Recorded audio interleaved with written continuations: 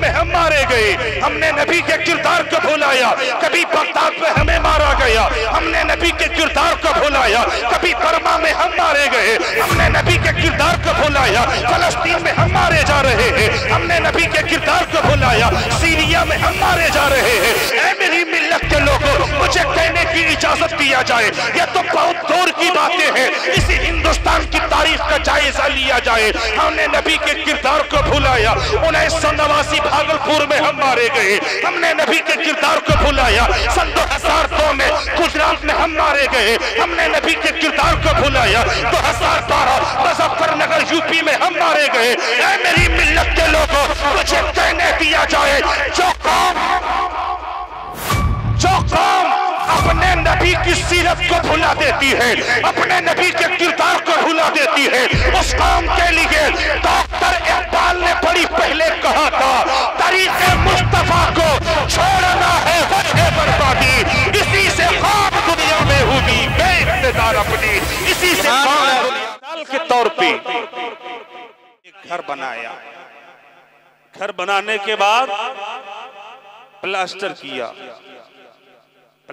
सुन रहे आप हज़रात, तवज्जो है इधर, हाँ इधर देखें, कारी आफ्ताब साहब ने अपना घर बनाया, प्लास्टर किया, जरूरत पड़ गई। मैं आपको समझा रहा हूं, मैंने जो कुरान मुकद्दस का इस आयत करीमा का तर्जमा किया कि तेरे लिए तेरे पैगंबर की जिंदगी बेहतरीन नमूना अमल है, बेहतरीन सैंपल है। सैंपल क्या होता है, नमूना क्या होता है, इस नमूने को अगर आप समझ लेंगे तो मेरी पूरी तकरीर आप आसानी के साथ समझ लेंगे। समझे नमूना होता क्या है, समझे सैंपल होता क्या है। हजरत कारी आफ्ताब साहब ने घर बनाया, प्लास्टर हो गया, जरूरत इनको ये पड़ गई कि अपने घर में कलर करूं। क्या करूं? कलर, पेंट करूं। ये जाते हैं पेंट की दुकान, इन्होंने दुकानदार से कहा कि साहब मुझे कलर दिखाया जाए, मुझे पेंट दिखाया जाए। मैंने बड़ी मेहनत करके, मैंने मुरक बनाए के सरजमीन पे इमामत करके, मैंने पैसे इकट्ठा करके मैंने एक अच्छा सा मकान बनाया है, मैंने एक अच्छा सा घर बनाया है। कोई अच्छा रंग दिखा दो, कोई अच्छा पेंट दिखा दो। उस दुकानदार ने हजरत कारी आफ्ताब साहब के सामने रंग की बाल्टी नहीं निकाली, रंग का डब्बा नहीं निकाला, रंग का पैकेट नहीं निकाला, बल्कि कारी आफ्ताब साहब के सामने ला करके एक पेपर दे दिया।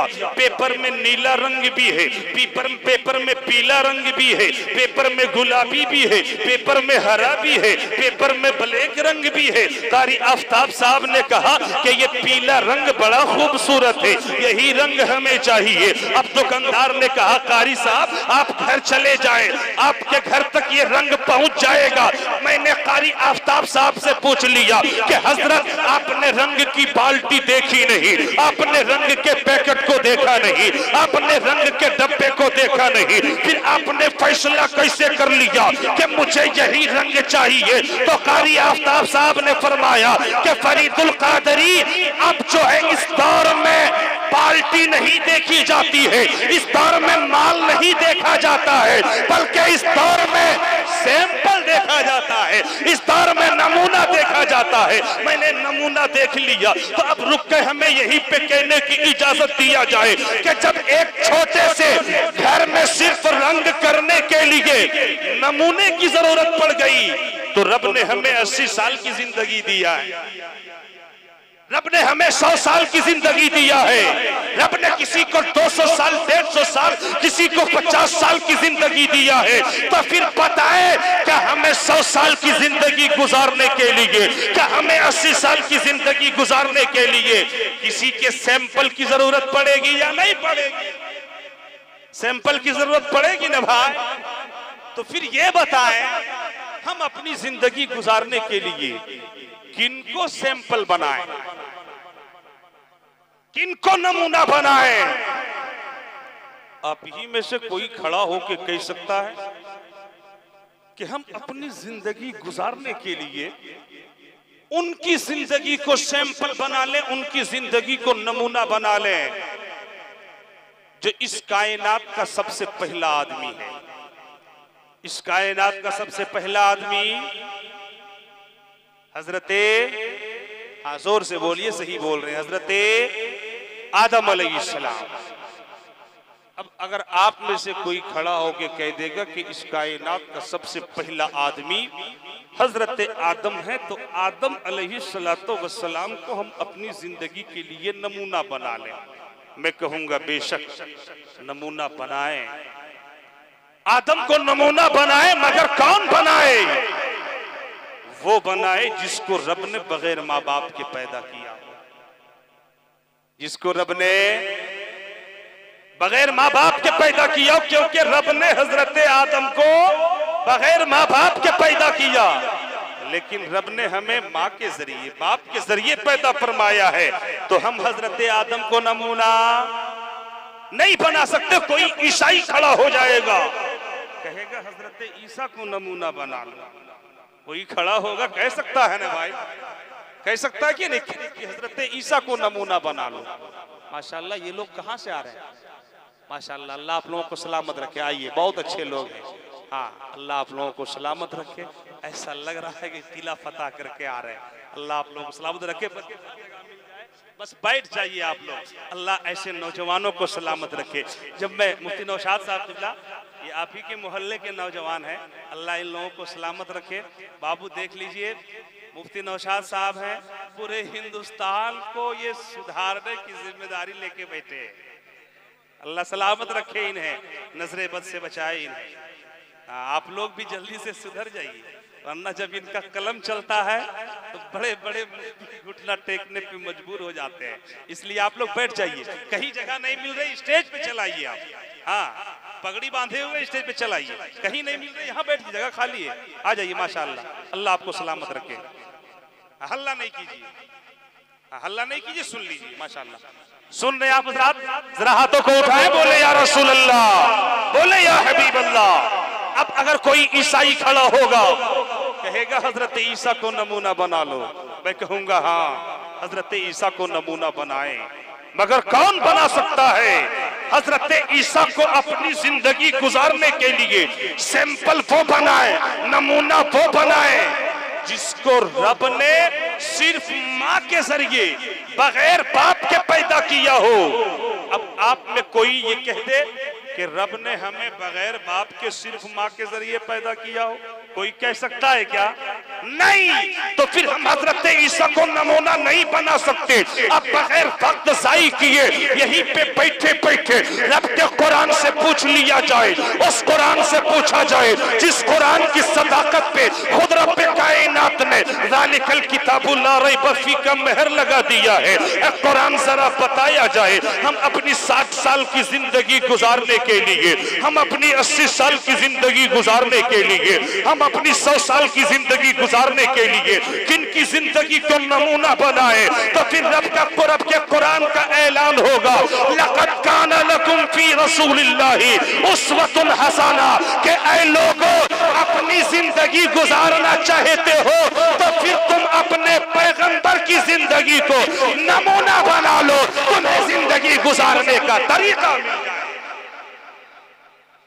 तुम्हें जिंदगी गुजारने का तरीका मिल जाएगा। अब यहीं पे रुक के अहले स्टेज की दुआएं, क्योंकि उलमा जितने बैठे हैं मैं इनको सुनाने नहीं आया हूँ, बल्कि ये जितने लोग स्टेज पे बैठे हैं ये हमसे इल्म में, अमल में, फजल में, कमाल में, तकवा में, बुलंदगी में सबसे अफजल व आला है, ये हमसे कहीं बरतर वाला है। हमें सुनाना आपको है, आपकी तवज्जो इधर रहे, आप लोग सुने। अब यहीं पे रुक के मुझे कहने की इजाजत दिया जाए कि अगर आप बाप हो तो भी सुन लेना, अगर बेटा हो तो भी सुनना, अगर बेटियां हो तो भी सुनना।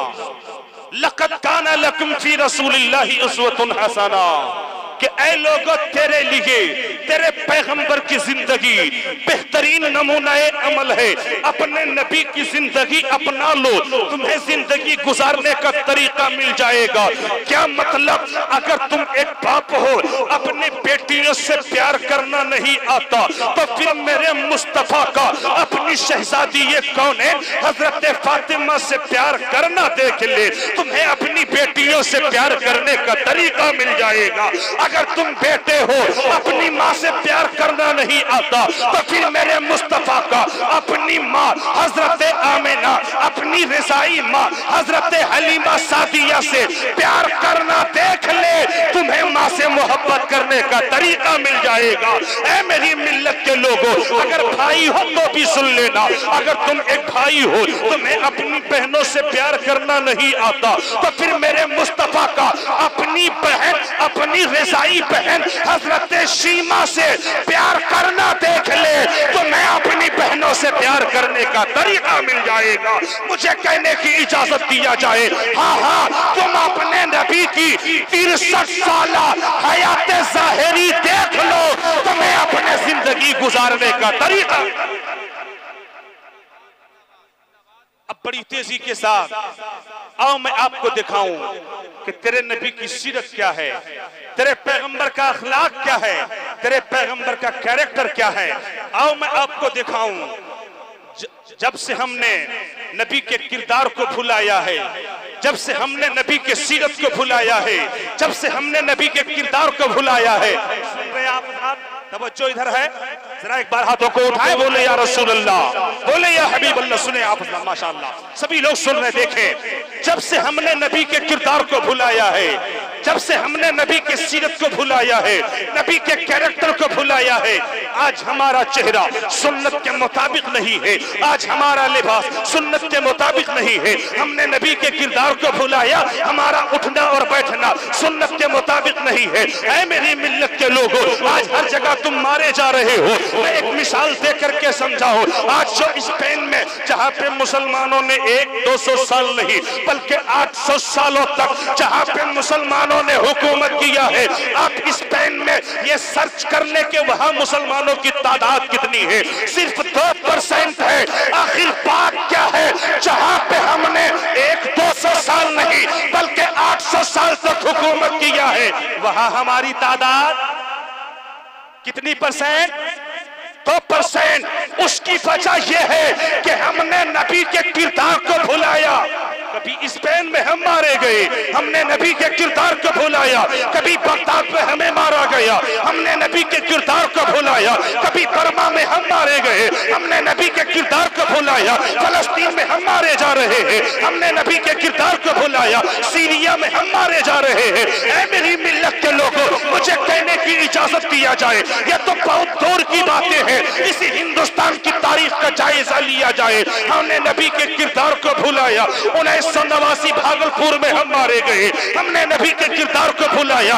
सन 2002 में गुजरात में हम मारे गए, हमने नबी के किरदार को भुलाया। 2012 मुजफ्फरनगर यूपी में हम मारे गए। ऐ मेरी मिल्लत के लोगों, मुझे कहने दिया जाए, जो कौम अपने नबी की सीरत को भुला देती है, अपने नबी के किरदार को भुला देती है, उस कौम के लिए डॉक्टर इकबाल ने बड़ी पहले कहा था, तरीके मुस्तफा को छोड़ना है वजह बर्बादी।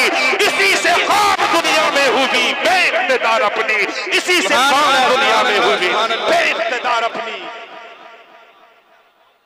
इसलिए याद रखना, अगर आप चाहते हो कि हर जगह फतह कामरानी का झंडा गाड़ो, तो जरूरी है कि अपने नबी के किरदार को अपना लो, अपने नबी की सीरत को अपना लो।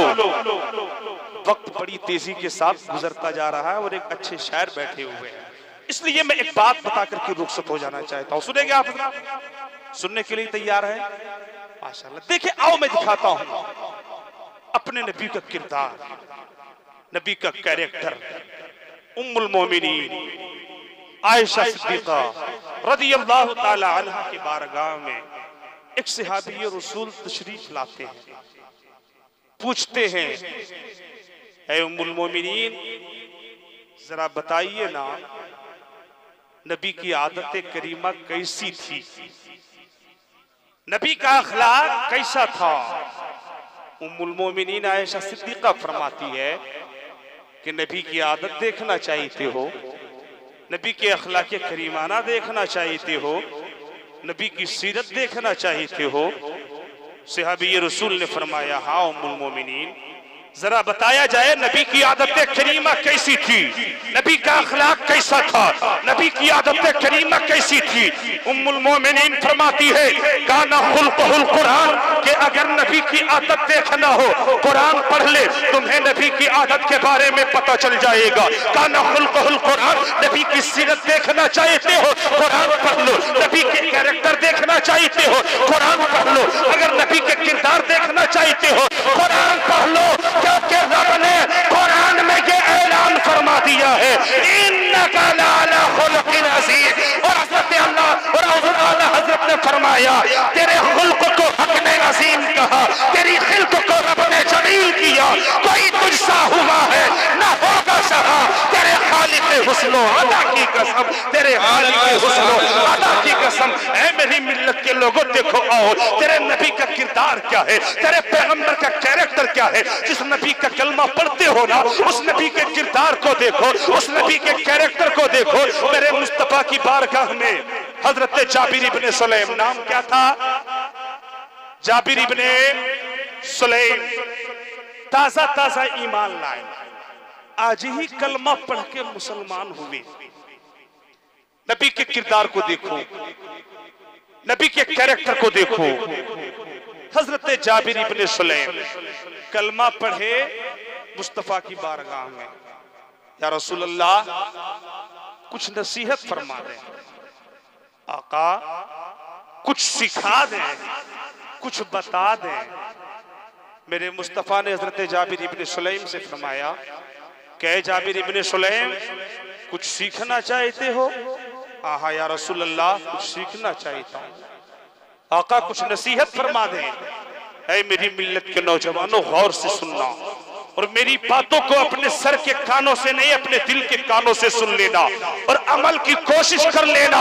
कसम खुदा की अगर तुमने अमल कर लिया तो हजरत बाबा सूफी जान वारसी भी खुश हो जाएंगे, तेरा रब भी तुझसे राजी हो जाएगा, रब का रसूल भी राजी हो जाएगा। बस अमल की कोशिश कर ले। मेरे मुस्तफा की बारगाह में हजरत जाबिर इब्ने सुलैम तशरीफ लाते हैं, फरमाते हैं आका आज ही कलमा पढ़ के मुसलमान हुआ, या रसूल अल्लाह कुछ नसीहत फरमा दें, आका कुछ सिखा दें। मेरे मुस्तफा फरमाते जाबिर इब्ने सुलैम कुछ सीखना चाहते हो? हाँ या रसूल अल्लाह कुछ सीखना चाहता हूँ। मेरे आका ने फरमाया ए जाबिर इब्ने सुलैम जरा करीब आ जाओ। हजरत जाबिर हैं, करीब आ गए। मेरे मुस्तफा ने देखा कि जाबिर इब्ने सुलैम आज ही कलमा पढ़ करके ईमान लाए हैं। मेरे मुस्तफा चाहते तो नमाज के बारे में सबसे पहली तालीम दे सकते, रोजे के बारे में सबसे पहले बता सकते, ज़कात के बारे में, हज के बारे में, दिगर आमाले सालिहा के बारे में मेरे मुस्तफा बता सकते। लेकिन देखे तेरे पैगंबर ने हजरत जाबिर इब्ने सुलैम को जो सबसे पहली नसीहत किया था ईमान लाने के बाद, जो सबसे पहला सबक दिया था वो सबक ये था कि ऐ जाबिर इब्ने सुलैम ला तसुब्बन्ना अहदन, कि ऐ जाबिर इब्ने सुलैम आज के बाद किसी को गाली मत देना। आज के बाद किसी को गाली दीजिएगा तो जोर से बोलिए भाई, किसी को गाली। हमारी माँ बहनें जहां बैठी है वहीं पे बैठ करके अल्लाह और अल्लाह के रसूल सल्लल्लाहु अलैहि वसल्लम को हाजिर और नाजिर समझ के, हाँ सिर्फ रसूल को, क्योंकि उलमा बैठे हैं भी तुरंत फतवा लगा देंगे। अगर कह दूंगा ना कि अल्लाह हाजिर और नाजिर है तुरंत फतवा लग जाएगा। सिर्फ अल्लाह के रसूल के लिए हाजिर और नाजिर बोलना जायज है ना। तो अल्लाह के रसूल को हाजिर और नाजिर समझ करके ये माए भी वादा करके यहां से जाए कि हम लोग भी आज के बाद किसी को गाली नहीं देंगे। अरे मेरे आका ने इंसान तो इंसान, मेरे मुस्तफा ने फरमाया ऐ मेरे सहाबियों मुर्गा को भी गाली मत देना। सुभान अल्लाह, क्या फरमाया नबी ने? मुर्गा को, किसको? मुर्गा को गाली मत देना। सहाबा ने पूछा या रसूल अल्लाह, ये बात तो समझ में आती है कि एक इंसान दूसरे इंसान को गाली ना दे, लेकिन या रसूल अल्लाह आपने मुर्गे को गाली देने से मना फरमा रहे हैं, इसकी वजह क्या है?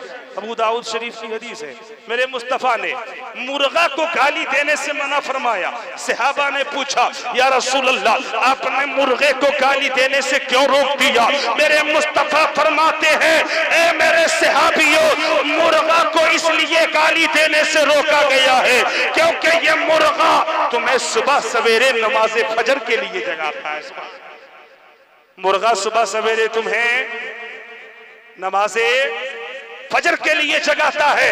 अब यहीं पे रुक के बस आखिरी जुमला मुझे कहने की इजाजत दिया जाए कि जो पैगंबर